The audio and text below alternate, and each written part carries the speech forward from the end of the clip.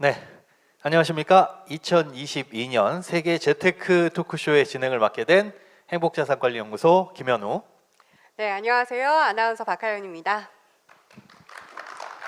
드디어 모시겠습니다. 우리 명지대학교 특임교수이자 요즘 부동산 경제 전문가로 맹활약 중이신 박정호 교수님을 모시겠습니다. 예, 반갑습니다. 명지대학교에 근무하고 있는 박정호라고 하고요. 저는 전 직장이 KDI라는 곳에서 한 13년 정도 근무를 했었습니다. 그러면서 예비 타당성 조사라든가 다양한 관련한 사업들에 참여하면서 우리나라 국토개발 관련해서 좀 이해를 할 수 있는 기회를 가졌었습니다. 아마 그것이 오늘 발표하는 여러 가지 내용에 조금 밑거름이 되지 않았나 생각이 됩니다. 오늘 많은 도움 드릴 수 있도록 노력하겠습니다. 네, 알겠습니다. 일단 저희가 앞서서 소개해드리기 전에 저희끼리 말을 많이 했거든요. 그 이유가 너무 바쁘셔가지고 요즘 굉장히 바쁘시다고 들었어요. 부끄럽습니다. 바로 급박하게 아주 중요한 곳에서 컨퍼런스 콜이 와서 잠깐 통화를 하느니라고 그렇게 됐습니다. 네, 많이 바쁘신 만큼 이렇게 소중한 시간 내주셔가지고 참석해 주셔서 감사합니다. 일단 이제 본격적으로 시작을 할 텐데요. 부동산 흐름, 현 주택 시장 우리 많이 고민들이 있으시잖아요. 네. 사실 달팽이가 아닌 이상 집은 언젠간 사야 되고 네. 그런데 고민거리 많으실 것 같아요. 고민거리가 많다는 건 그 말인즉슨 뭔가 뭐 문제가 있다, 어려움이 있다라고 해석을 해볼 수가 있을 것 같은데 현 주택 시장의 가장 큰 뭐 문제점 그리고 그 원인은 뭐라고 보세요? 예, 참 부동산을 얘기할 때만큼 제가 불편해한 마음을 많이 갖게 되는 것 같아요. 왜냐하면 참 저는 이런 표현을 쓰고 싶습니다. 불편한 진실 이런 표현을 좀 제가 많이 쓰는데요. 부동산 얘기할 때는요. 과거에 우리가 서울시의 부동산 정책의 가장 중요한 키워드 중에 하나가 도시 재생이라는 키워드가 있었어요. 네. 이거는 분명 환경을 생각하기 위한 어떻게 보면 대안이었었고 예. 그걸 통해서 우리 지구 환경이라는 앞으로의 어떻게 보면 100년 이상의 키워드에 부합하는 나름대로의 정책적 시도였습니다. 네. 그런데 이 정책적 시도가 그 지금의 부동산 문제에 어떻게 보면 시발점이 된 거예요.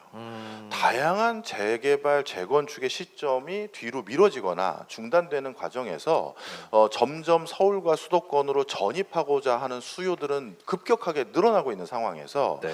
적시에 새로운 주택을 보급하지 못했던 것이 지금의 상황을 만들었던 가장 큰 원인이라고 볼 수가 있고요. 네. 그 다음에 이것은 단순히 정책적인 어떤 차원뿐만이 아니라 지금 우리나라의 인구 구조상 서울과 수도권으로 전입하고자 하는 비중은 앞으로 지속적으로 늘어날 것으로 보입니다. 유엔 미래보고서 등의 유엔 보고서를 보면요, 지금 전 세계적으로 그러니까 우리 인간 2명 중에 1명이 다 도시에 살고 있어요. 도시에서 사는 게 지금 어떻게 보면 자신의 경쟁력과 다음 일자리를 잡는데 훨씬 더 우호적이고 유의미하다는 걸 아마 모든 5대양 6대주의 많은 사람들이 체감하고 있는 것 같아요. 그런 과정에서 우리나라도 지역에 있는 광역시 모두 전입자보다 전출자가 늘어나고 있는 상황이고 그 과정에서 서울과 수도권에 더 많은 주택이 필요한데 네. 이걸 공급을 못했던 거죠. 골치 아픈 문제가 많은 것 같네요. 네. 네. 그럼 일단은 작년까지 주택 상승 흐름에 대해서 조금 짚고 넘어가 많이 보면 좋을 것 올랐었죠. 같아요. 네. 네, 작년까지 주택 상승 흐름은 크게 우리 화면 준비가 돼 있죠? 네, 통계를 좀 제가 좀 챙겨왔는데요. 네. 지금 보시면 주택 매매 가격 추이입니다. 지방 5대 그래프 보면 진짜 한숨만 나오죠. 저도 사실 통계 돌리거나 통계들을 이렇게 볼 때마다 좀 과하다 생각이 네. 너무 많이 들어요. 네. 자, 그래도 말씀을 좀 객관적으로 드려야 되니까요. 지금 그래프를 보시면 주택 매매 시장은 일단 전년도에 비해서 즉 2020년도에 비해서 2021년까지는 네. 일단 가격 상승 폭이 크게 완화됐습니다. 네. 오르긴 오르지만 그렇죠. 좀 덜 오른다. 그러니까 안 오르는 게 아니라 네. 상승하는 폭이 줄어들었다라는 거고요. 그 다음에 그 원인은 많은 경우 가계대출 규제로 인해서 신규 대출을 받기 어려워진 게 있고, 예. 그 다음에 금리 인상 기조가 본격화되기 시작하면서 추가적인 대출 여력에 대한 아니면 대출 유지에 대한 부담감으로 인해서 네. 주택 상승이 조금 둔화된 것은 분명한 사실이에요. 네. 자, 그런데 다음 슬라이드도 한번 보시면요. 이 주택 매매 가격 추이인데요. 특이한 점이 좀 있습니다. 특히 오른쪽 그래프를 보시면요. 저희 화면으로 따지면 왼쪽 그래프가 되겠네요. 제 등 뒤로 따지면요. 네. 아파트 가격의 상승률 추이가 급격하게 떨어지긴 했어요. 그건 예. 대출 규제 때문인데요. 음. 그런데 이 대출 규제 때문에 아파트 가격 상승률의 추이는 좀 떨어졌지만 신규 주택을 확보하지 못한 층들이 과거에는 그렇게 선호하지 않았던 오피스텔 매물하고 다세대 연립주택 매물이 조금 늘어나기 시작하면서 오피스텔과 다세대 연립주택 가격 상승률이 오히려 올라가는 형국이 생긴 겁니다. 네. 이게 네. 그 아파트가 없거나 혹은 아파트가 너무 비싸서 대안으로 선택했다고 봐야 되겠죠? 맞습니다. 실질적으로 지금 시장에서 읽혀지는 시그널은 결국 내가 주거지로 원하는 동네에 아파트의 매물 자체가 나오지 않았기 때문에 이어지고 있는 현세다 이렇게 보시면 되겠죠. 자, 주택 가격 추이는 이렇게 살펴봤는데 전월세도 궁금해하실 것 같아서 네. 통계를 좀 봤는데요. 보시면 전월세 파트에 대한 슬라이드를 보도록 하겠습니다. 아이고, 네. 화면이 살짝 꺼졌네요. 네, 네, 보겠습니다. 자, 주택 전세 가격 추이입니다. 보시면 전세 가격도 상승 추이는 조금 꺾였습니다. 이거 역시도 수급 불균형으로 인한 여러 가지 문제들이 일단 해소는 됐어요. 네. 여기 두 분은 원하는 동네 잘 살고 계신지는 모르겠습니다만 안 쫓겨나고 아직 잘 살고 있습니다. 저는 원하는 동네인데 평수가 계속 줄어들고 있는. 아이고 저런 뭐 짐이 늘어나서요? 아니면 그냥 거기 동네 살려면 예. 줄여야 되더라고요. 아이고 저런. 예. 근데 이제 나름대로 이제 뭔가 이사 타임이 되거나 전세 계약이 마무리됐었을 때 네. 새로운 집을 찾는 그런 계절적 시점들이 있잖아요. 그렇죠. 그때 어떻게든 다 찾으신 거예요. 쉽게 얘기해서. 음. 그래서 수급 불균형이 약간은 해소가 돼서 네. 전세 난 그래서 전세 가격 상승은 어느 정도 주춤하게 된 것은 사실인데요. 예. 근데 이것도 자세히 보시면 특이한 점이 서울보다도 수도권 전세 가격이 급등했죠. 기울기는 훨씬 가파르네요. 네, 네. 그것은 왜 그러냐면 이제 참 더 불편한 진실이에요. 서울은 감이 비싸서. 아. 그래서 접근하기 수도권으로 힘들다. 나간 거예요. 아파트 없어서 오피스텔, 생활형 숙박시설, 다세대 이런 거 찾는 것처럼 서울은 안 되니까 주변으로 밀려난. 그렇죠. 네. 그러면서 오히려 또 지방에서 예. 이 코로나19로 직업을 잃어버리거나 산업 기반이 황폐화된 산업단지에 살고 있던 분들이 이 서울에 가서 예를 들어서 뭐 배송을 하던 네. 알바를 하던 거길 가야 내가 뭔가 먹고 살 게 있지 않겠느냐 해서 올라오신 분들 수요까지 맞물리면서 네. 이렇게 수도권의 전세난이 높아진 것이죠.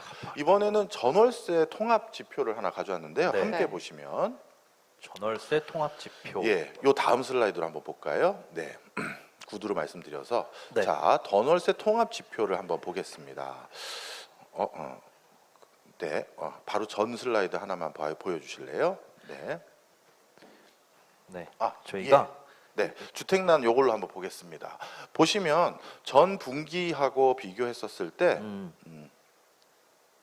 예, 요걸로 보여주세요. 네, 주택 가격, 전세 주택 가격 추이가 역시 여기서도 아파트 크게 오르고 연립주택, 단독주택 뭐 이런 순서가 보이는데요. 예. 특히 그 과정에서 5대 광역시의 하락폭하고 서울과 수도권 지역의 하락폭을 비교해 보면 그 부동산 경기가 좋았을 때는 5대 광역시도 굉장히 뜨겁게 상승을 했었었는데 지금 가파르게 식고 있다라는 걸 알 수가 있습니다. 예. 저게 그런 거네요. 오를 때는 더 오르고 떨어질 때는 더 떨어지는 약간 이제 사이즈가 작은 주식들. 네. 특히 저렇잖아요. 움직임들이. 네, 그래서 저는 이렇게 표현드리고 싶어요. 예. 2022년부터 부동산 경기는 어떻게 바뀌냐 했었을 때 네. 저는 동네 따라 달라요. 사실 그게 굉장히 그런 말을 누가 못해 이렇게 들릴 수도 있는데 네. 이게 정답인 것 같아요. 예, 진짜 정답입니다. 그 이유를 하나 말씀드리면 예. 옛날에는 저한테 그 질문을 던졌을 때 제가 대답을 할 수 있었어요. 요즘 부동산 어때요? 근데 요즘은 제가 그 질문을 받으면요 대답을 못 합니다. 어느 동네 부동산이요를 물어봐요. 자, 이유를 좀 설명드리겠습니다. 예. 서울에서의 지금 가장 큰 문제는 뭐냐 하면 네. 바로 어떻게 하든 아파트를 신규 공급해서 이 상승하고 있는 기조를 빨리 잠식시키자 이거예요. 네.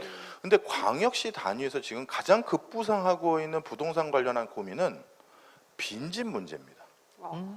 빈집. 빈집이요? 우리 빈집 그러면 아유 교수님 다 알아요. 저기 삼시세끼 이런 데 나오는 허름한 농가 이런 빈집 네. 저도 알아요. 그게 아니라 네. 아파트가 비나요? 그렇습니다. 대구, 부산, 대전, 아. 광주 같은 광역시에서 빈집의 비율이 8% 이상이 됐어요. 이 8%라면 100채 중에 8채란 뜻이잖아요. 네. 그렇게 많이요? 네.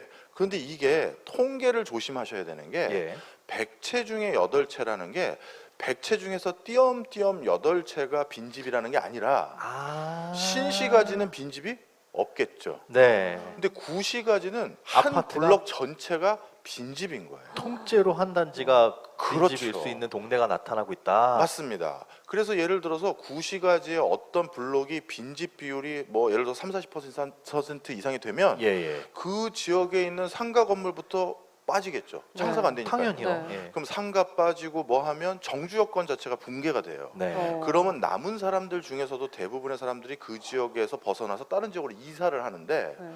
근데 집이 묶여버리잖아요. 네. 그래서 지금 어떻게 되느냐 하면 그 빈집이 많은 동네에 그 부동산을 파는 것이 아니라 예. 그 부동산 매물을 담보로 해서 먼저 몸만 빠져서 신시가지로 이사를 가버리는 거예요.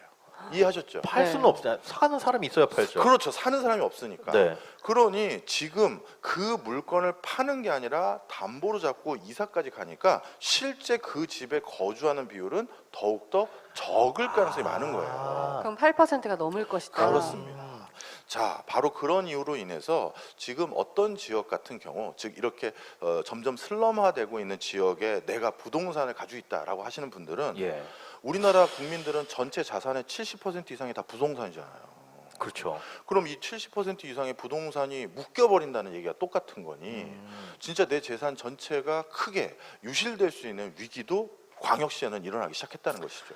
야, 광역시도 그럴 정도면 굉장히 고민이 깊어지는데 아까 그러셨잖아요. 지역마다 다르다. 이거는 어디에 네. 사느냐에 따라 다르다라고 말씀을 해주셨는데 한편으로는 우리가 피해야 될 곳들도 중요하지만 그런 생각들 많이 가지고 계실 거예요.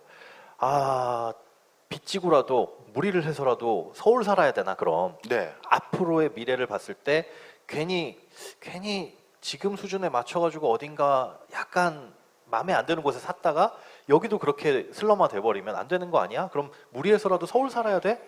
이렇게 생각을 하시는 분들도 계실 텐데 네. 서울의 대세 상승 이거 계속 이어질 거라고 보시나요? 어떻게 봐야 돼요? 자, 제가 이렇게 말씀드릴게요. 예. 제 개인 사견을 말씀드릴 수는 없고요. 네. 그리고 부동산과 관련된 오랫동안 연구를 수행하다 보면 저희 같은 사람들이 할 수 있는 무기가 어떻게 보면 집 수요자들이나 소비자들에게 묻는 방법이 예. 설문조사를 돌리는 건데 이 부동산과 관련된 설문조사 조사 결과는 여기 계신 많은 관계자분들께도 말씀을 드리지만 함부로 해석을 하시면 안 됩니다. 왜냐하면요. 예. 이 부동산은 사회적 선망 편향성이 발현될 수 있는 내용이에요. 좀 어렵죠, 말이. 쉽게 이게 해주세요. 영어로 따지면 그 소셜 디자일러빌리티 리스폰스 저기요. 바이어스라고 하는 건데 이게 더 말이 어렵네요. 네, 제가 쉽게 이렇게 설명드릴게요. 네. 두 분께 네. 창업 지원해야 될까요? 창업 활성화 시켜야 될까요? 하면 해야 되나요, 말아야 되나요?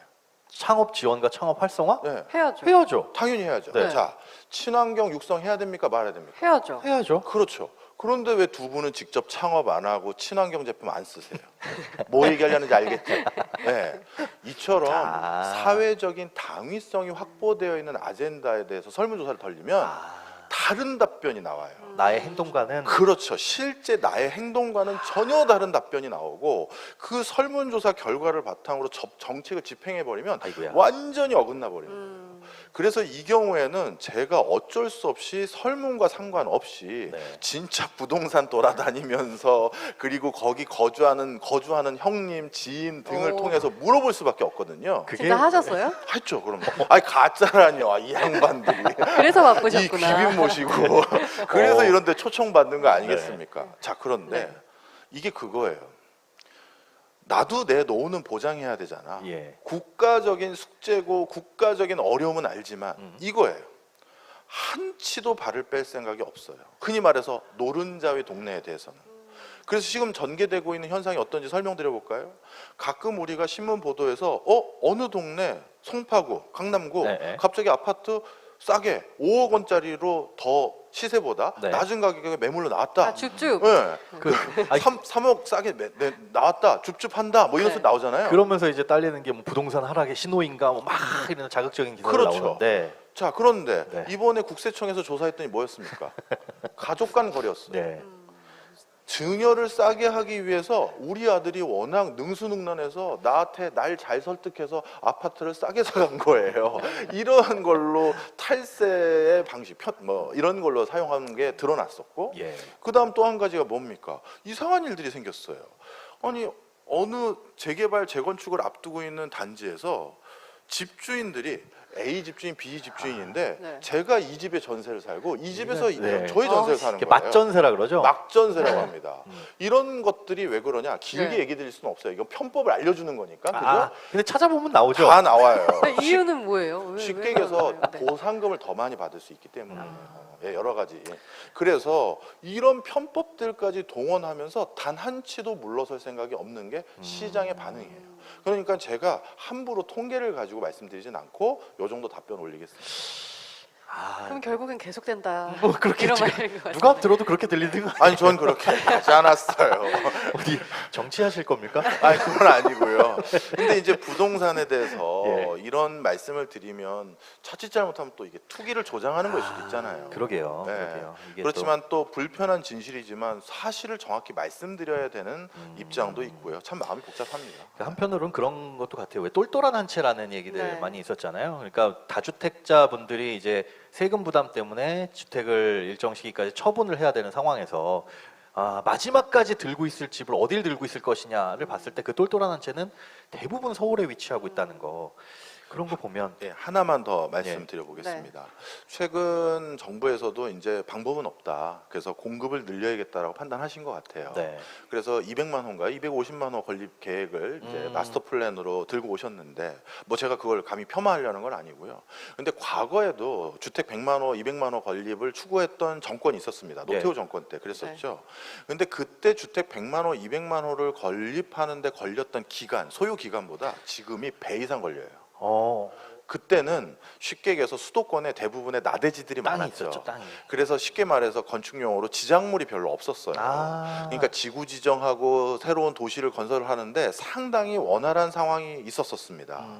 그런데 지금은 그게 아니거든요. 지금은 안 살고 있는 땅이 없죠. 없죠. 이해관계 조정에 상당한 시간이 소요될 거예요. 어허. 그래서 이렇게 단기간에 대규모 단지를 조성한다라는 게 쉽지가 않고요. 네. 자, 그다음에 지금 중요한 얘기 하셨어요. 지금 그 동네 살고 있잖아요. 예.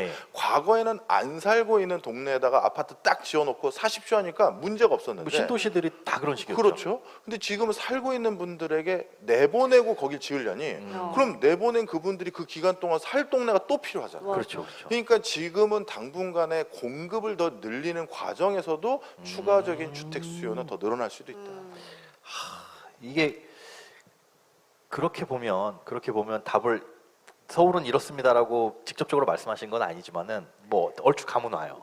완전히 와요. 감은 오는데 네. 우리가 들리는 소식은 또 뉴스를 통해서 듣는 소식은 얼마 전에 이제 경매 낙찰가율 뭐 이런 것들도 계속 떨어지고 있다. 이런 거 저런 거 부동산 하락의 신호들이 보이고 있다. 뭐 이런 뉴스들도 들리는데 글쎄요. 이걸 어떻게 받아들여야 될지 실제로 낙찰가율 떨어지거나 이런 것들이 뭐 금리가 올라서 혹은 뭐 부동산이 이제 많이 공급될 것 같으니까 그래서 진짜로 떨어지는 신호인지 어떻게 받아들여야 될까요? 네, 경매 매물에 참여하는 대부분의 주체들은 나름대로 자산가들의 어떤 자금 관리하는 형태보다는 개인들, 그러니까 정상적인 경로로 부동산을 취득하지 못하는 사람들에게 부동산 지식은 있는 사람들에게 우회할 수 있는 진입로였어요. 네. 경매는. 그런데 그분들 같은 경우는 장기 보유해서 뭔가 내가 그 집에 살아야겠다라는 실수요자가 아닌 경우죠. 투자자죠. 네. 그러다 보니까 이분들 같은 경우는 경매 낙찰받고 그것을 다시 환매했었을 때 걷어들일 수 있는 환경 자체가 무엇보다 중요한데 예. 지금은 규제로 환매했었을 때 여러 가지 제한들이 많잖아요. 그렇죠. 뭐 남는 것도 없고. 그렇죠. 바로 그런 이유 때문에 경매와 관련된 낙찰률이 떨어지는 것은 그걸로 해석하셔야 되는 것이지 그거를 너무 확대 해석하시는 건 좀 안 맞지 않을까 집값이 생각합니다. 떨어져서 안 사는 건 아니다. 네. 오히려 오를 때가 그게 이상한 거였죠. 경매 시작할 때 가격보다 더 높게 사는 게 예전에는 이제 투자 목적으로만 경매에 뛰어드시는 분들이 많았는데 네. 이제 실거주 목적으로 한동안은 뜨겁게 달아오다 보니까 네. 감정가보다 더 이제 높게 사는 뭐 그런 일들이 벌어졌는데 이게 떨어지는 게 어떻게 보면 정상으로 돌아오는 모양새라고도 볼 수가 있겠네요. 네. 네. 자, 그런데 네. 제가 제 의견 한 사람의 의견만 가지고 부동산에 대한 전반적인 전망을 해드리는 건 너무 죄송스럽잖아요. 누구 모셨나요? 그래서 아닙니다. 전국 주택 가격을 예. 상승할 것으로 전망하시는 분들이 그렇게 생각하는 요인들하고 네. 나는 하락할 것 같습니다. 저랑 입장이 다른 전문가들도 계실 거 아니에요. 그렇죠. 네. 그런 분들은 왜 그렇게 전망하는지를 한번 통계를 보여드려야 객관적으로 말씀드리니까. 이것도 화면을 준비해 주셨나요? 예, 화면을 좀 준비했습니다. 같이 네. 한번 보실까요? 어떤 네. 화면일까요? 예, 통계 화면을 한번 같이 보시면요. 네, 통계 화면을 네. 보여주시면 먼저 이거네요. 상승적 요인부터 설명을 좀 드리면요. 제일 큰 왼쪽에 요인은 상승 방금 요인. 제가 말씀드린 것과 똑같습니다. 예. 신규 공급 부족을 가장 크게 꼽고 있고요. 그 다음에 투자 대체제 부족, 그 다음에 유동성 풍부하게 풀린 거, 돈 풀린 거 이러기 네. 때문에 그렇다는 것도 말씀 많이 주셨고요. 네. 임대차 3법 시행 후 2년간 전세 가격 상승 등 갭 투자 증가가 또 상승 요인으로 전망하신 분들이 있었어요. 예. 그런데 하락으로 전망하신 분들은 어떻게 되느냐? 주택 매매 가격 그 다음에 단기 급등에 따른 조정은 일어날 수밖에 없다. 이렇게 말씀하셨고, 그 다음에 또 한 가지는 금리 오를 거 아니냐. 그러니 역시 그런 금리 인상 부담감으로 인해서 주택 가격은 좀 떨어질 수밖에 없다.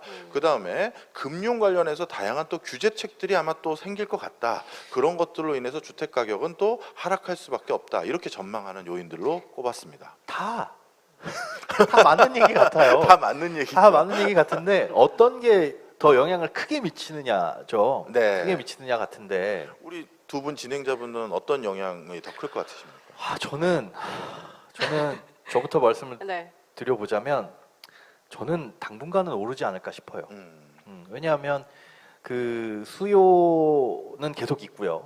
수요가 계속 있었는데 거래량이 적은 건 살 집이 없었기 때문이라고 생각이 돼요. 그러니까 살 집은 내가 살 수 있을 만한 능력치가 되는 집, 그러니까 적당한 가격, 너무 비싸니까 못 사는 것도 있고, 그 다음에 비싸도 좀 나왔으면 좋겠는데 시장에 매물이 안 풀린 것도 있고. 근데 그 매물이 왜 안 풀렸냐를 생각하면 그것도 공급이니까. 근데 다주택자분들이 뭐 양도세 부담돼가지고 꾹꾹 참고 있다가 이제 정권이 바뀌면 조금 이게 풀리지 않을까라는 기대감, 실제로 그런 공약에도 있었고요. 그래서 네. 그런 것들이 나오면 다시 꺼져가는 불씨, 이거 꺼져가는 불씨라고 하면 좀 그런데 잠잠해졌던 게 다시 확 살아나는. 왜냐하면 그리고 나서 주택 공급이 쫙 더 된다면 야 이따 사야지라고 할 텐데 당장에 눈에 보이는 공급이 없잖아요. 맞아요. 둔촌 주공도 지금 계속 딜레이되고 있는데 그래서 당분간 한 1, 2년 정도는 계속하지 않을까? 저도 교수님 의견이 완전 동의해요. 왜냐면 일단 그냥 저를 생각하면 저도 사고 싶어요. 아직 사고 싶고 그리고 서울을 사고 싶어요. 돈만 있다면. 네. 그렇죠. 근데 이 마음이 다들 똑같을 거 아니에요. 그렇겠네요. 그럼 결국엔 이 마음이 모여서 예. 가격 상승을. 아마 그래서 예. 얼마 전에 당선자께서도 그렇게 표현을 하셨어요. 재건축 재개발을 좀 원활하게 해서 빨리 공급을 하겠다라는 정책을 공약으로 내세우셨는데 네. 이 재건축 재개발이 그래서 빨리 풀릴 것 같은 기조가 있으니까 네. 갑자기 부동산 가격이 들썩들썩하잖아요. 그러니까요, 또. 그래서 본인께서도 말씀을 조심스럽게 하나 하신 게 있는데 네. 재건축 재개발을 도모하는 과정에서 투기가 일어나는 것은 내가 절대 가만두지 않겠다라고 말씀하셨는데 이게 참 어렵죠. 뭐가 투기고 네. 뭐가 투자냐를 그렇죠. 그러면 어려운 일단 거구나. 여기서 네. 이 윤석열 대통령 당선인 이후에 주택시장 전망을 좀 알아보면 좋을 것 같은데요. 이 윤석열 대통령 당선인의 부동산 공약 중에 가장 기대되는 게 네. 생애 최초 주택 가구의 LTV 주택담보대출 비율 개편인데 이게 어떤 거고 좀 어떤 영향을 미칠까요? 네. 그동안 네. 주택 수요를 우리가 아둘러서 진행했던 것을 생애에서 진짜 최초로 주택을 구매하는 사람들에 한해서는 네. 그동안 적용받았던 다양한 규제들을 다 풀어주겠다라는 내용이고요. 네. LTV 같은 경우는 꼭 거기에만 국한된 것은 아니고 대출과 관련된 그러니까 부동산을 구매할 수 있는 좀 한도나 이제 원활함을 좀 도모해주겠다라는 정도로 표현할 수가 있습니다. LTV 같은 경우는 80%까지 늘어주겠다는 거거든요. 80%까지 늘리면 뭐 대출 한도는 늘어나겠으나 뭐 DSR 규제도 걸려 있고 그렇죠. 또 저한테 뭐 80%까지 늘려줄 테니까 사세요. 50억짜리 아파트 해도 못 사거든요. 지금 중요한 말씀했어요. 벌써 DS도 걸려 있고 하다 보니까 네. 하나만 늘린다고 이게 반응이 나올 수가 없습니다. 그러니까요. 네, 그래서 이렇게 부분적인 규제 완화만 가지고 실제 실수요자를 비롯해서 이런 분들이 주택을 구매하는 환경이 원활하게 열어졌다고 보기는 어렵고요. 예. 대신 생애 첫 주택자들에게는 진짜 파격적인 수준의 주택 구입 기회를 주는 건 맞는데 네. 맞는데 여기서 한 가지 우려되는 게 그분들도 살고 싶은 동네를 생각했었을 땐 그 네. 지원 규모가 집값이 너무 올라 버렸어요. 그렇죠. 네. 그렇죠. 이제는 서울 아파트 중위 가격이 가운데 가격이 10억이라고 하는 소리가 있으니까 이건 평균으로 따지면은 뭐 물론 그보다 더 싼 것도 있고 비싼 것도 있겠으나 확실히 네. 많이 올라가서 대출을 풀어준다고 한들 이걸 살 수 있을까라는 생각도 들고요. 뭐 그래서 이제 청약이나 이런 것들 쪽으로 돌아보거나 아니면 이제 서울에 새롭게 공급되는 아파트들이라고 한다면 이제 재건축 뭐 이런 것들 빼놓을 수가 없는데 제가 지금 실시간 채팅창에서 예. 우리 결국 인서울이군요. 리- 박영석님은 네. 또 경기도민은 웁니다 말씀을 해주셨는데 네. 아 저도 항상 이렇게 부동산 말씀드릴 때마다 이런 일들이 생겨서 너무 죄송하긴 한데 그래도 우리가 누군가는 뭐 제가 틀리더라도 공부한 걸 바탕으로 말씀을 드려야 대비들을 하지 않겠습니까? 예. 예. 예, 씁쓸하지만 결국 서울이네요라고 하기에도 저도 사실은 뭐 이제 지방은 아니죠. 그러니까 수도권. 수도권으로 이제 이사를 할 예정이거든요. 네. 내후년 정도에 이사를 할 예정인데 그거에 이제 결정적인 이유가 주택 가격이 너무 오르다 보니까 서울은 못 사겠다.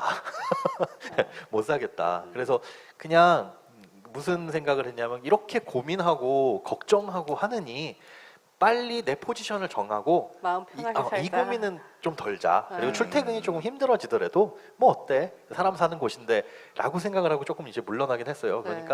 그러니까 한편으로는 그렇더라고요. 주택 가격이 많이 오른다고 해도 좀 걱정은 덜하고 뭐 떨어진다고 해도 또 걱정은 덜하고 그런 부분도 있는데 뭐 꼭 서울에 집 가져야지 모든 근심 걱정이 사라지는 건 아닐 것 같아요. 그러니까 뭐 그래도 너무- 수도권에서 조금 비벼볼 수 있는 지역이 있냐고.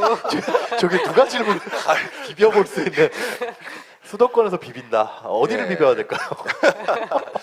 역시 이거, 예. 그 어떤 도시가 어떤 지자체가 경제적으로 또는 거주 지역으로 크게 번성했던 사례들을 보면요. 네. 이거는 국내에서 조사한 게 아니라 예. 해외 컨퍼런스에 참여했었을 때 제가 보고 되게 뿌듯한 적이 있어요. 네. 뭐죠? OECD에서 네. 진행했던 컨퍼런스를 중남미 국가에서 어디 열렸던 걸 참석을 했었는데 제 발표 끝나고 옆방을 놀러 갔거든요. 네. 뭐 발표하시나 보려고. 근데 웬 아르헨티나 학자였던 걸로 기억을 하는데 그분이 전 세계에서 지역 균형 발전을 제일 잘한 나라가 있다 하면서 사례 발표를 하는데 네. 우리나라를 설마 본 거예요. 한국? 잘 모르시는 거 아니에요? 저도 그 생각을 했는데 네. 그분이 발표한 슬라이드를 보니까 맞더라고요. 가장 가난한 어촌 마을을 네. 세계적인 철강 단지로 바꿨고요. 아. 포항이죠. 예. 가장 가난해서 그냥 어업 활동만 일어났던 곳을 세계적인 조선 석유학 단지로 바꿨어요. 바로 울산 창원입니다. 예. 무슨 얘기냐? 견실한 기업이 들어온 곳은 그렇게 바뀌어요. 네. 그래서 우리가 어느 지자체에서 광역 교통망이 있대, 광역 뭐가 있대, 이것도 물론 중요한 요소이긴 합니다만 네. 그 도시가 자족 도시로서의 기능을 하기 위해서는 그 도시를 대표할 수 있는 일자리를 창출하는 무언가가 있어야 되는 거죠. 그러게요. 그래서 지금 수도권에서 비벼볼 만한 데를 찾아보신다면 어느 동네에 견실한 새로운 기업들이 들어온다더라 네. 라고 하는 곳들이 그나마 좋은 후보지가 아닐까 생각합니다. 지금 소장님 생각이 많아지셨네요. 거기 그 동네 거기는 뭐 없어요? 들어오나요? 거기는 기업은 안 들어오고요. 네. 네. 공항이 있습니다. 공항. 공항이 국제공항이 있는 네, 곳인데 네. 아무튼 그걸 생각했어요. 저는 지금 머릿속으로 무슨 생각했냐면 기업이 정주하는 것도 되게 중요한 요인인데 요즘에는 그 재택근무들 많이 활성화됐잖아요. 예. 그리고 한번 이렇게 코로나를 겪으면서 그걸 경험해 보니까 굳이 출근 안 해도 되네. 라는 거를 이제 미국에서도 그렇고 우리나라도 알게 됐고 네. 뭐 실제로 옆에 이제 일본에서도 주 4일 근무를 시행한다라고 하는데 그거에 기반이 되는 전제가 되는 게 뭐냐면 출퇴근을 하지 않아도 되는 상황. 그러니까 조금 지방에 살더라도 뭐 일주일에 이틀만 출근하세요. 그리고 나머지는 재택근무. 이런 상황이 좀 되면 지금보다 좀 활발해진다면 굳이 서울 아니어도 되지 않을까? 아, 진짜 중요한 질문 하셨어요. 네. 이거에 대해서 벌써 미국에서는 많은 연구 결과가 나왔습니다. 어떻대요? 네. 결과는 어때요? 너무 네. 궁금합니다. 자, 제가 모 지자체에서 예. 자문회의를 하러 갔었을 때 그 지자체에 계신 부도지사님께서 이렇게 물어보시더라고요. 네. 비대면 환경이 원활해지면 네네네. 꼭 서울의 그 비싼 동네 살 필요가 없으니 우리 공기 지방으로 공기 좋은 곳으로 내려오지 않겠느냐. 자, 여기에서도 케이스 바이 케이스예요.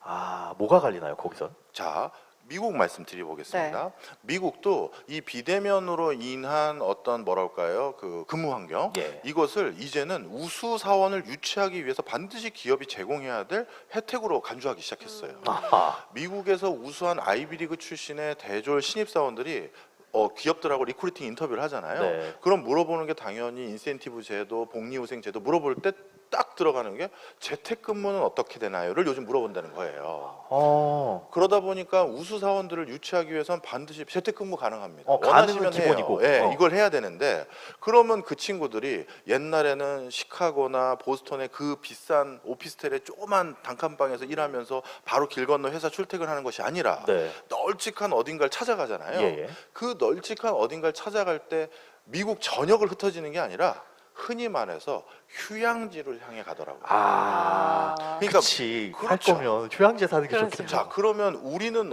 어디로 갈까요?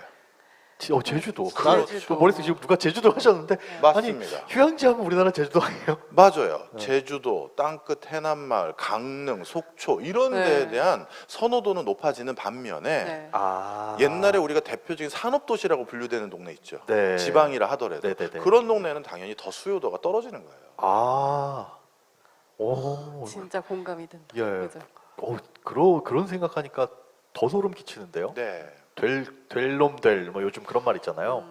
될 것만 되는 느낌이라서. 그래서 이미 에어비앤비에서 굉장히 독특한 통계를 발표한 게 있는데요. 예. 에어비앤비 하면 우리가 여행 갈 때 한 2박 3일, 3박 4일 이렇게 뭐라 그럴까요? 잠시 이용하는 숙박 서비스잖아요. 네. 잠깐 고치는 곳이죠. 네, 그런데 코로나19 터지고 나서 에어비앤비의 부킹 예약이 한 달, 두 달 이런 게 생기는 거예요. 맞아. 꽉 찬 데도 진짜 네. 많더라고요. 그 장기 숙박이라는 그러니까 거예요? 장기 숙박을 하는 거예요. 그래서 왜? 아니 한 달 동안 뭐 하나 했는데 휴양지 가서 일하는 거예요. 아, 그러니까 나는 어차피 재택이니까 그렇지요. 내가 집에 있든 그렇죠. 남의 집에 있든 맞아요. 그 상관없구나. 마이애미 비치에 좋은 펜션 얻어서 구글 직원이 거기서 일하고 네. 산타바바라의 해변가 근처에서 또 MS 직원이 거기서 일하는 거예요. 저는 실제로 제 친구가 네. 재택 때문에 한 네. 달 동안 제주도 가서 어. 있는 그 집에 하루 정도 놀러 갔었어요. 네, 좋겠다. 네. 윗분들이 보시기엔 아직까지 좀 그래 보이지 않나? 가끔 부장님들 전화하신대잖아요. 어디니? 어디니? 아직까지 우리나라 정서가 재택근무를 하더라도 네. 옷은 좀 갖춰 입고 제대로 하고 위에만 갖다 입고 아래는 아니에요. 반바지 입으면 혼내고 그런데 저 제주도 내려가지고 재택근무 하는데요. 그러면 야 거기 그렇게 좋은 데서 일이 되겠냐? 그렇게 긴장될 하는 것 거죠. 같은데 네. 제가 너무 그런 나이인데 모르겠습니다. 그리고 아. 또 부동산하고 교통은 또 뗄래야 뗄 수가 어, 없잖아요. 이 당선인의 공약 중에 GTS AC 노선 아. 연장을 비롯해서 뭐 서부권 광역급행철도의 강남 직결, 수서발 고속철도 용인역 정차 등에 관한 민원이 대통령 인수위에 폭주를 네. 하고 있다는 기사를 봤습니다. 벌써부터 네, 어떻게 보시나요? 네, 사실 이제 신규 주택 수요를 이제 당연히 서울이 아니라 수도권에 건립을 하려면 예. 그 주택 공급이 실질적인 실효성과 정주 여건을 제대로 갖춘 곳이다라는 걸 당연히 같이 제시해야 되는데 네. 그러기 위해서 반드시 함께 제시해야 되는 게 바로 이 광역철도 노선들에 대한 내용입니다. 네. 그런데 안타깝게도 2기 신도시에서 제시됐던 광역철도 노선들도 사실 지금 제대로 진행되고 있다라고 말을 할 수가 없죠. 없죠. 그게 아까 제가 서두에 잠시 말씀드렸던 이제 이런 것들을 구축하는 데 있어서 너무 건설적으로 지작물들이 많아요.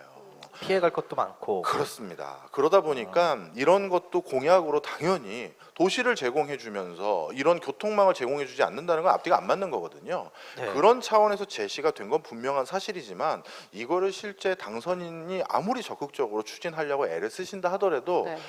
앞으로 거쳐야 될 난관은 정말 생각보다 많아요. 네. 정말 많더라고요. 이게 네. GTX라는 게 네. 빨리 달려야 되잖아요. 네. 빨리 달리려면 정차하는 구간을 그만큼 줄여야 되고 그런데 똑같은 구간을 예를 들어 20km를 달리면서 2km마다 한 번씩 쓰면 속도를 늘려가고 늘려서고 안 되는데 네. 그 지역에 사시는 분들은 기왕 우리 밑으로 지나가는 거 맞아요. 여기도 역 하나 만들어 달라 이런 수요가 빗발치니까 야, 이게 쉽지 않을 것 같아요. 그런 여러 가지 이유들이 다 중첩돼서 벌써 이런 광역철도망을 우리가 이제 두 손 두 발 들면서 반기기만 하지 못하는 이유들이 드러나기 시작했죠. 의정부 노선은 이미 네. 부도로 이제 그 중단된 상태고요. 용인 노선 역시도 뭐 지금 똑같이 엄청난 적자 상황에서 언제 어떻게 될지 모르는 상황이기 때문에 그렇다면 이번에 새로 건설될 이들 노선들은 견실하게 중장기적으로 유지될 수 있느냐라고 했었을 때 그 부분도 의구심이 많은 건 사실입니다. 근데 이미 GTX 노선이 어디에서부터 어디로 간다라는 게 발표됐을 때 그 지역의 집값은 굉장히 이미. 많이 뛰었잖아요. 그렇죠. 네. 만약에 이건 이제 다 반영됐다고 봐야 되겠죠? 이게 실제로 뚫렸다 혹은 뭐 착공에 들어갔다 해서 공사 소리가 들릴 때는 더 이상 이게 뭐 호재로 작동하거나 아닙니다. 더 작동하나요? 예, 부동산은 오. 크게 4번 뛰어요. 어떻게 되냐면 네. 누군가가 그 동네에 개발을 할 생각이 있다라는 개발 이슈가 있을 때 한번 뛰고요. 네. 일단 말만 꺼내도 예, 그리고 그 개발이 실제 계획으로 확정됐다라고 하면 한번 또 뜁니다. 발표가 나면 그리고 그 확정된 계획이 첫 삽 떴다, 공사 시작했다면 또 한번 야 이거 뛰고요. 진짜다. 예, 그리고 첫 삽 뜨고 완공되면 또 한번 뜁니다. 이제 이용할 수 있으니까. 제가 지금 투기를 알려드렸나? 이거 이러면 안 되는데 이건 뭐 실시간이니까 편집도 못하고 큰일 났네. 그런 질문을 하고 그래요. 여기 편집은 욕을 하시면 네. 아마 편집될 거예요. 하여튼 자 그래서 실제 부동산은 크게 이렇게 4번에 뛰거든요. 그러니까 지금은 어느 단계에 있는지 아실 수 있겠죠. 그럼 일단 기다려라. 일단 뭐 좀 그러네요. 기다리라니요. 그런 의미가 아니라니까요. 되게 잘 캐치하세요. 네. 네. 그래서 항상 부동산은 불편한 진실을 자꾸 얘기하는. 그러게요. 근데 사실 GTX가 굉장히 뜨거운 감자였잖아요. 네. 못 뚫린다 뭐 이렇게 하면서 아직 첫 삽을 못 든 곳들이 많이 있고. 근데 한편으로 생각해 보면 그게 굉장히 심도가 깊은 막 지하 5층, 6층, 7층까지 내려가는 그 철도인데 우리가 출퇴근할 때 지하 5층, 6층, 7층까지 어떻게 내려갈래? 생각을 해보면 네. 서울역 가보셨어요? 서울역 가봤죠? 공항철도 타보셨어요? 탔던 것 같은데. 지하 오래됐어요. 7층에 있습니다. 서울역 대합실에서 지하 7층까지 내려가려면요, 에스컬레이터 타고 15분 걸려요. 엘리베이터를 끼어가서 타야 겨우 한 5분 안에 갈 수 있는데 그걸 출퇴근 시간대 모든 사람들이 GTX를 타고 이쪽 내려가서. 도시에서 이쪽 도시로 가서 여기서 올라간다? 4번에 걸쳐서 오른다고 하셨는데 실제로 뚫리고 사람들이 이용하다 보면 이거 아니야 하시는 게 다른 교통 대책이 없으면 그러진 않을까 하는 개인적인 상상입니다. 두 분 만담도 좋지만 질문 좀 받아주세요. 네. 자, 유튜브 댓글로 지금 질문 많이들 올려주셨는데요. 제이런리님, 저 자론이라고 읽어야 되나요? 부동산은 소문에 사고 뉴스에도 살아.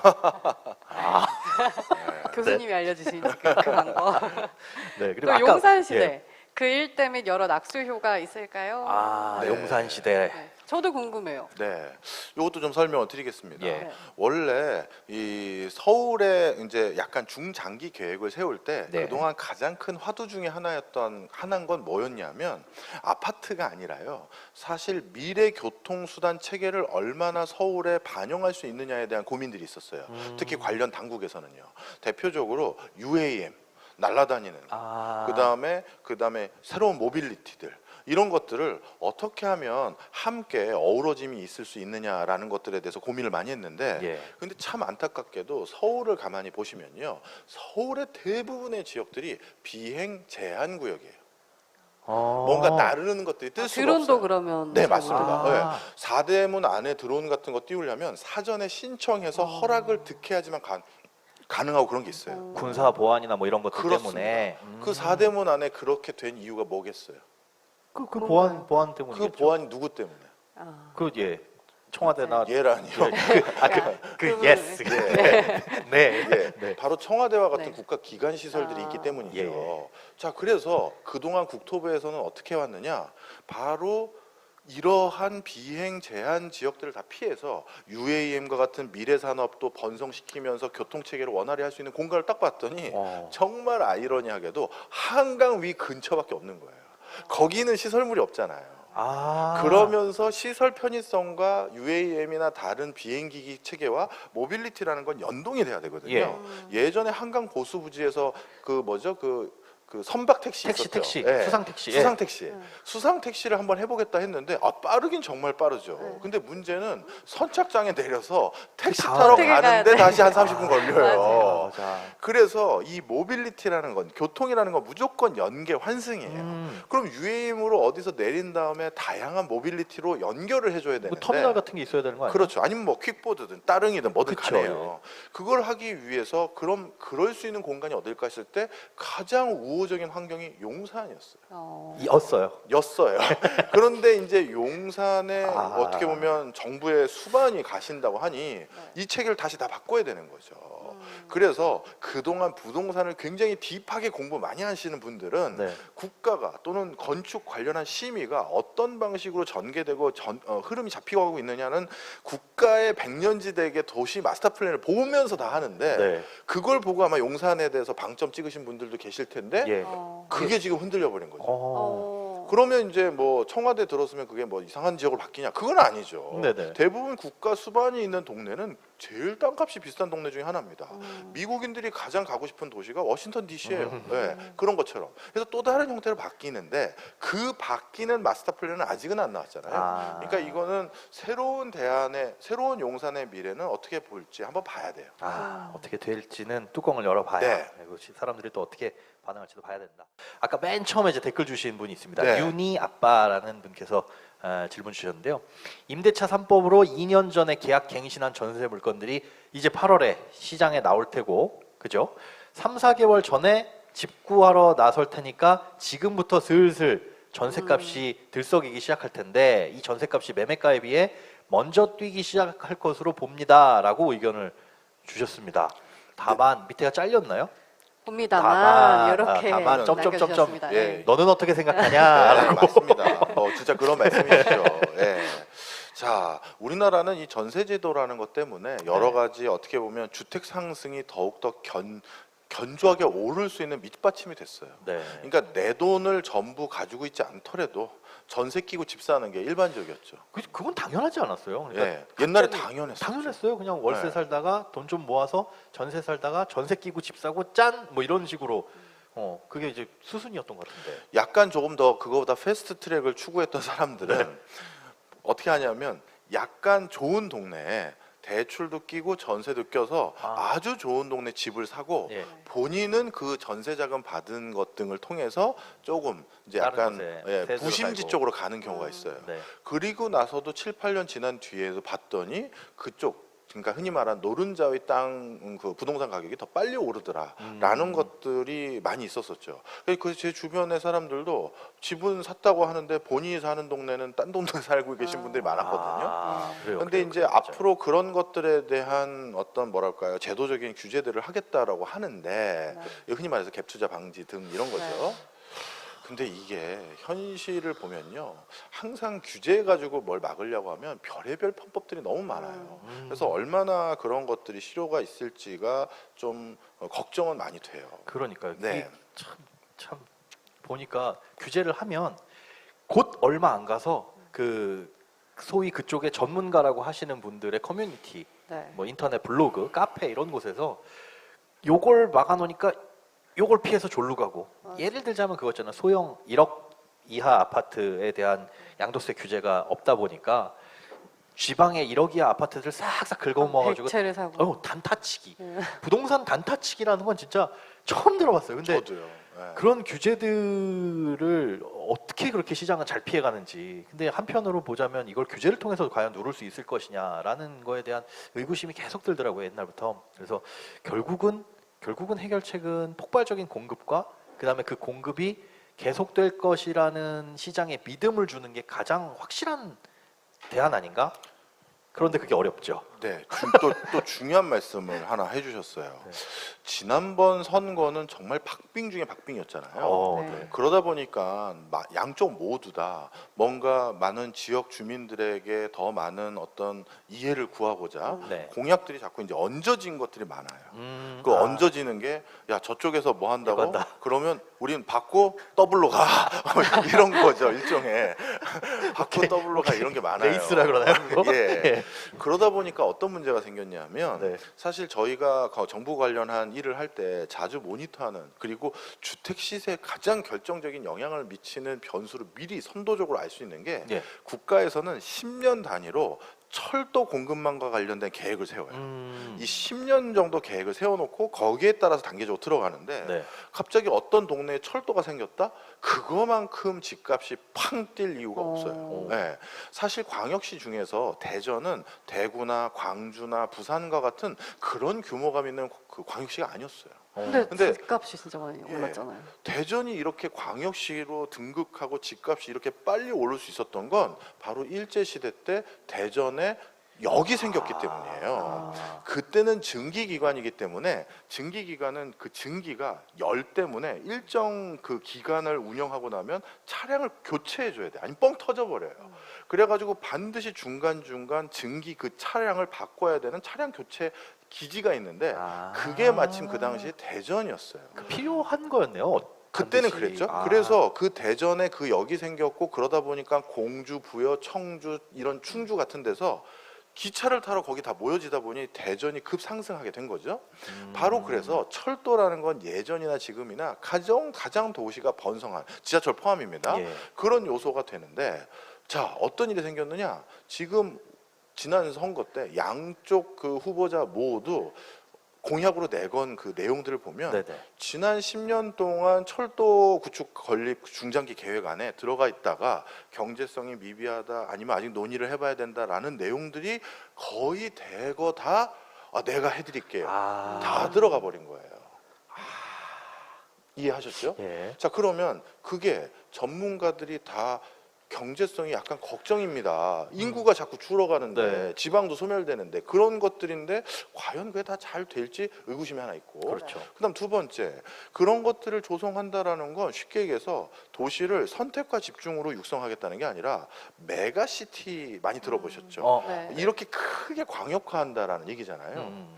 아니 지금 요 동네도 번성이 안 되는데 메가시티라고 해서 부울경 메가시티 이런 걸 한다라고 했었을 때 과연 그게 그 많은 동네에 누가 살지? 뭘 그러게요. 채우지? 이 고민이 있는 거예요. 그래서 그 부분에 대해서 사실 좀 아직까지 의구심이 많아요. 그 다음에 그러면 이 메가시티라는 이런 단어 어디서 나온 거냐? 일본에서 나왔어요. 일본이 우리나라의 부동산과 관련된 트렌드를 먼저 거쳤기 때문에 네. 네. 일본을 보면 우리의 미래를 거의 볼 수 있거든요. 뭐 다 어. 그렇게 보자 예. 그러더라고요. 예. 근데 일본 같은 경우는 갑자기 지자체별로 인구가 급격히 소멸하다 보니까 쉽게 얘기해서 내 지역구가 없어지는 거야. 지방이 통폐합되다 보니까 네. A 지역구, B 지역구가 합쳐지는 거죠. 네. 그러다 보니까 주민들도 고향 없어지는 거 싫어하고 예. 그러다 보니 이 하나하나를 통폐합하는 걸 하지 않고 메가시티로 내가 끝까지 다 살려볼게를 슬로건을 걸었었는데 네. 그래서 결국 나온 그걸 20년 동안 했다가 잘 안 됐어요. 지금 어떻게 됐느냐?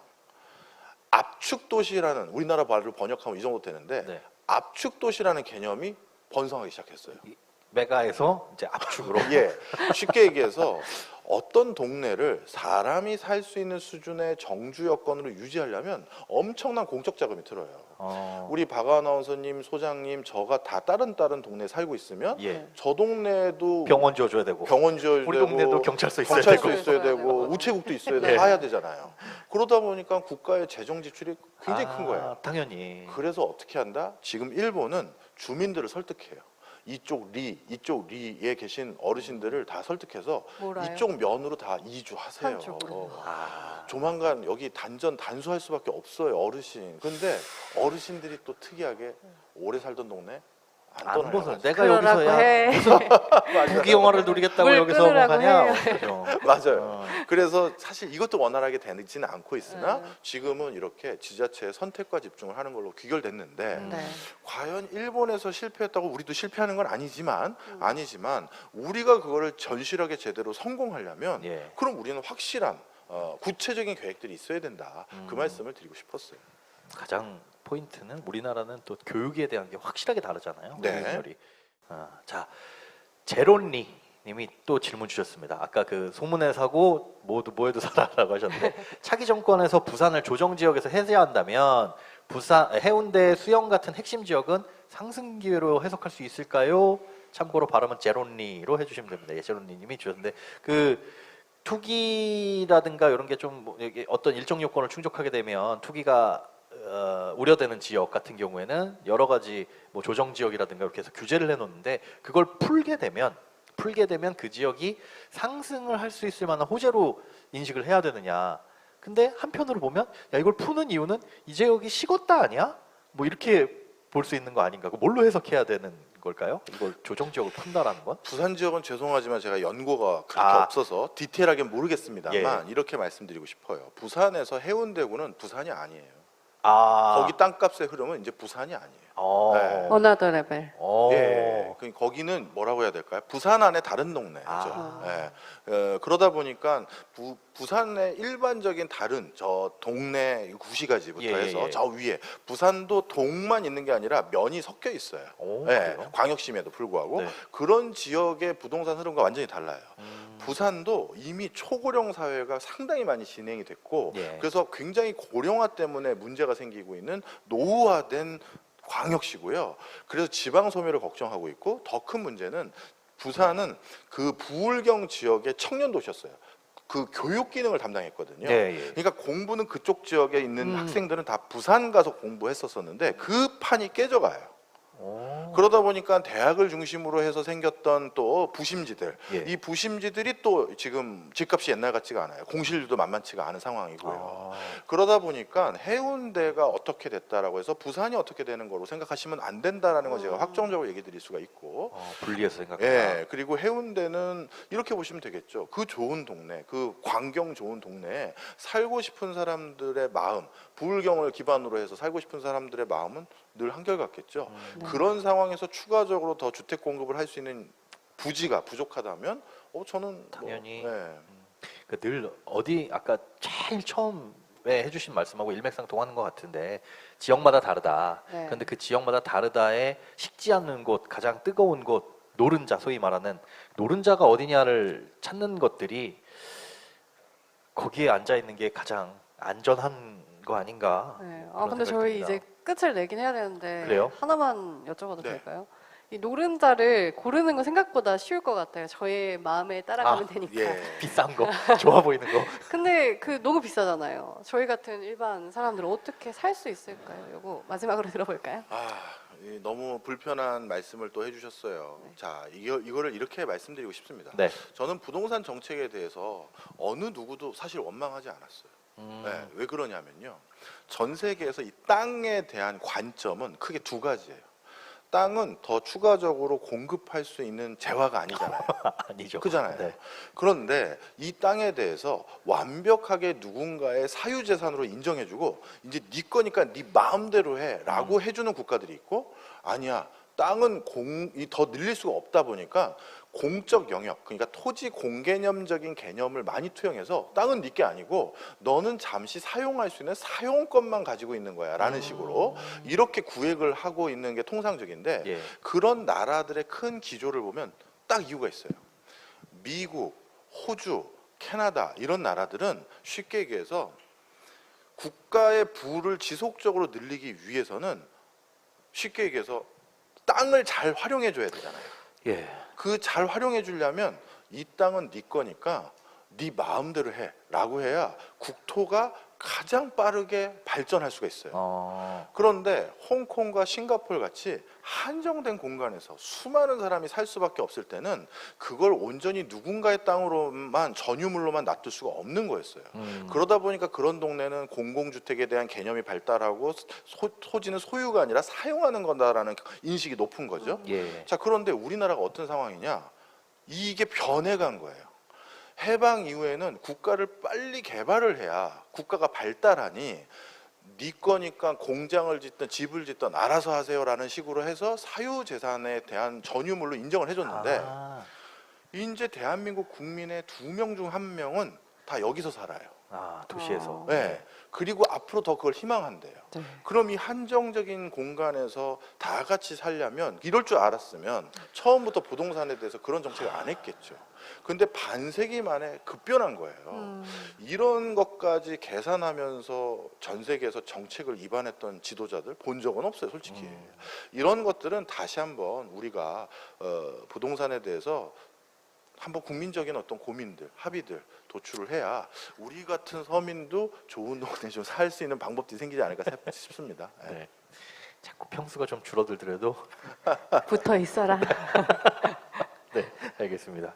아, 오늘 1시간이 벌써 후딱 지나갔네요. 네. 함께 바쁘신 시간 내주셨는데 어떠셨나요? 우리 첫 번째 시간입니다. 2022 예. 이 세계 재테크 토크쇼. 네. 저는 뭐 워낙 제가 좋아하는 우리 소장님, 제가 네. 팬인 우리 박하윤 아나운서님하고 진행해서 너무 좋았고요. 또 다음번에 이런 기회가 있으면 그 사이에 아까 부산 등등 네. 세부적인 내용까지 더 공부해서 찾아뵙고 인사드리겠습니다. 네, 알겠습니다. 네, 오늘 알겠습니다. 바쁘신 시간에도 수고해주신 박정호 명지대 특임 교수님께 큰 박수 부탁드리겠습니다. 감사합니다. 감사합니다. 아, 네. 부동산 언제나 얘기해도 사실은 뜨거운 감자인데 네. 어렵습니다. 네. 2022년 세계 재테크 토크쇼 박정호 특임 교수와 2022년 부동산 전망에 대해서 한번 얘기 나눠보셨는데 어떠셨나요? 아, 붙어 있어라. 여기 기억이 남고요. 여기 네. 저희 실시간 댓글도 되게 예, 많았어요. 댓글 일단 제가 읽고 싶었던 댓글은요. 네. 역시나 박정호, 민트 아. 민트 민트윤. 저를 또 부동산 상관없다. 제 얘기는 없나요? 없네요. 그리고 제론리님께서도 아까 이 답변에 감사드린다고 댓글 달아주셨고요. 뭐 현장에 계신 분들도 궁금하신 거 있으시면 현장에 계신 분들 있을 수도 있겠네요. 네, 네. 얼마든지 댓글 남겨주시고 참여해주시면 좋겠습니다.